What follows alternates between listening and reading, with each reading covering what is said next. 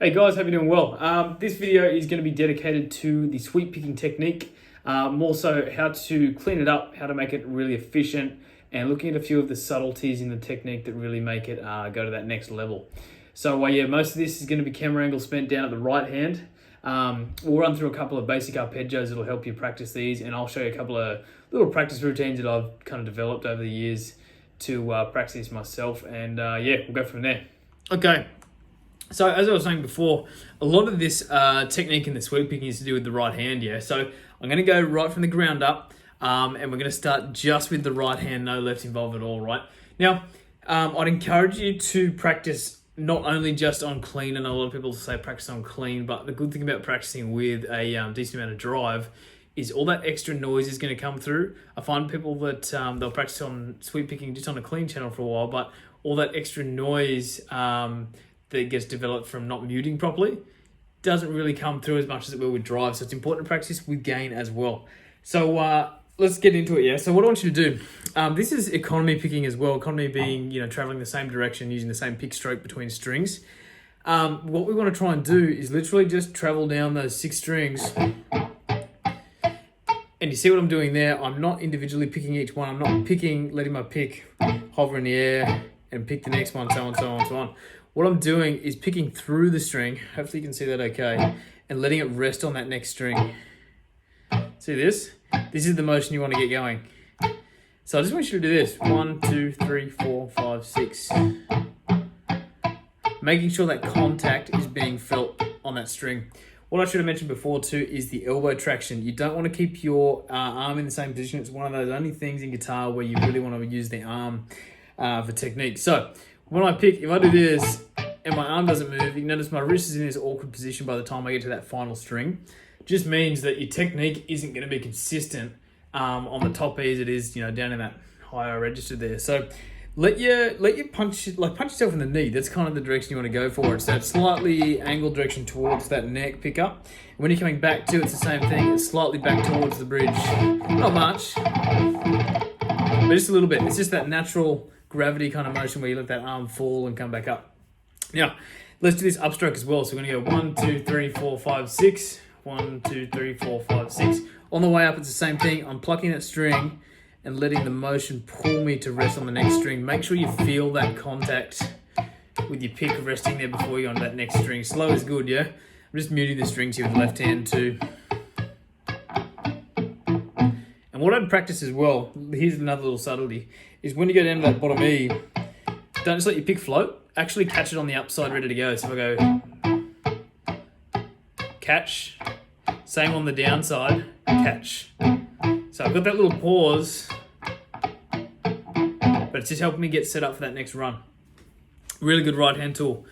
Okay, that's a 6 string one. I'd do different strings too, yeah? I just practice 2,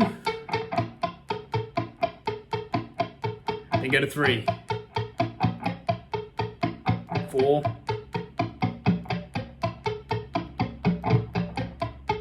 5, so on. You get the idea. Practice with the metronome as well. I just don't have this on for the purpose of the video, but make sure all your notes are rhythmically even. If I do, say, a 3 string one and you hear this, see how the first one was nice and even one, and but the next one is kind of a rush through. That metronome will really keep you in check to make sure that rhythm's the same each time. Okay, so let's get on to the muting aspect, yeah? So we're just going to take a basic arpeggio shape. I'll run you through this one quickly. So this is a really nice one to do. You can play this anywhere, it doesn't have any open strings, so you can move this around the neck. I'm going to start on the 12th fret A string. This is going to be our A major arpeggio. If you know your cage system, it's your C shape. So I'm going to go 12 with my pinky. Fingering is really important here. 11 on the D string. 9 on the G. 10 on the B. 9 on the B. 9 on the E, sorry. And then 12 on the E. That's my turnaround. So really slowly. Do a pull off here, and then descend. What that pull off does is it just helps me move my pick from going downstrokes to upstrokes. Helps me turn around. If you watch my right hand here, ready? Pull off. Doesn't look so bad when it's slow. When it's quick, you'll need that little turnaround. Okay, So we're just going to use that A major arpeggio. Of course, if I move that anywhere, if I move it up a fret, it's going to be an A sharp. If I move it down, it's going to be an A flat. But the position is consistent. So before we actually get into trying to play this arpeggio properly, I just want to talk about the muting, yeah? So in general, what you want to happen is your right hand's going to mute any string above the one you're playing. So if I stop, say, on that G string 9th fret, yeah, I want to check that if I leave my hands in both the positions they're in, the D and the A string and the E up the top should be muted. That's happening by that knife edge, karate chop side of my palm. And anything underneath that note should be muted by the left hand, index finger in this case, but can vary. So if I stop, B string, E string, muted. So I should be able to play all the strings. And the only note that you're hearing is ringing out is actually the one that I'm playing. That's really crucial in this technique. And this is why I was saying before also too, why that elbow and arm has to follow traction, because if it doesn't, my muting might be fine here, but by the time I get down to the E string, that B string and the G's not muted anymore because my wrist has come up because it's had to move. So if I follow all the way down now, muted, muted, muted, muted. So this is the subtleties of this technique that really make it, clean. I'm not even worrying about playing it with speed here. We're not even really playing it to a rhythm. We're just making sure we've got the technique crucial, and then that'll set you up for being able to increase your speed and increase your playing. Yeah, way more important than actually going through and playing these arpeggios to start with. Make sure you get that muting and that that control in your hands first, and then left hand muting as well. So when you do your left hand muting, you're trying to make sure that you don't hold on to any notes. This is where drive will really come into play. If you're playing on clean, you don't notice it as much because the intervals, they're just major thirds, minor thirds, right? And a fourth. It doesn't really sound like it clashes too much on a clean sound. I'll just turn my volume off. Know what I mean? Sounds pretty. But on drive, you get a lot of bleed, note bleed. So what we're going to do is with your left hand, after you play that note, when you go to the next one, it's like a seesaw effect. So that's actually coming off the wood, but not the string. So I'm not letting it fly off, but I'm releasing the pressure. So what I'd actually do is go through this arpeggio, hit every note, 4 or 5 times, and just check that you can mute it with your left hand. Next one.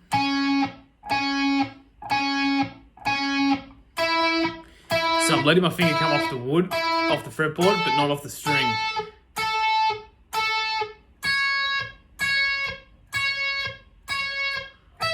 So on, so on.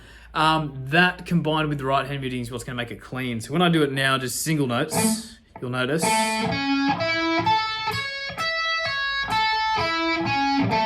Same on the way up here. So that finger, well, I ended on this one, but this finger's still on that string, but it's not on the wood, so it's all muted. What you really want to focus on too is making sure that your hands are in sync as well. Because the left hand does so much and the right hand doesn't do much at all. I mean, it does, but it's quite, it's quite placid compared to what this hand's doing. When you're doing all those arpeggios, right? Your right hand's going to want to play faster than your left hand does. It's going to want to go through fast, so you've really got to rein this in. And making sure that string, that pick makes contact with that next string. See, my right hand's technically ahead of my left hand here. So what's going to happen is the right hand's just slightly in front, which is allowing that sweeping technique to happen. But speeds like that are great to practice at. There are a few of the really, really important subtleties to go through. So next off, let's have a look at a couple of exercises that I use personally to help this, picking pattern get along. So obviously running through the arpeggio straight, starting nice and steady, just so you have a rough click, playing quavers.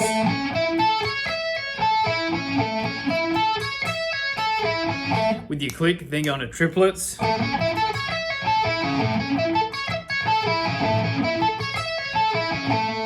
And semiquavers. And then going up in that sextuplets. Okay, and then going up from there. Make sure you do this with a metronome and increase your note subdivisions. Don't just increase the metronome all the time. Obviously, learning all your different arpeggio shapes, I'll do that on a completely separate video. This is more just looking at the technique in depth. But a really good one that I found is a lot of people practice the top ends triads, right? They'll do this.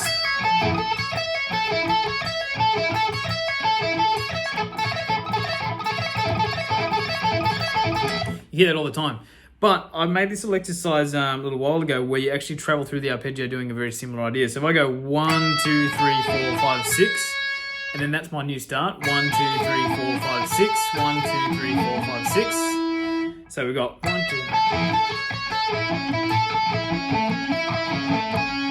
2. Same way if you want to go up.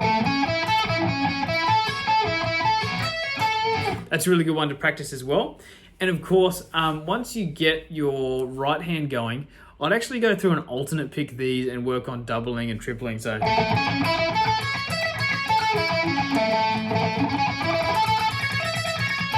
so on. That will actually help your hands sync up together as well. Thanks for tuning in, guys. I hope that helps with your sweeping technique. Like I said, I've got a whole bunch of exercises and particular things I'll do to actually practice sweeping and putting stuff together. But yeah, for now, I hope that helps with the subtleties of the techniques. If you guys do want some exercises, let me know, like, comment, subscribe in the comments below, and I'll do a separate video based on a couple of runs that put together to actually work on building speed through the technique. But that video is all about the subtleties and muting and making sure you got the control first. So yeah, let's run with that, and then I'll see you next time. Cheers.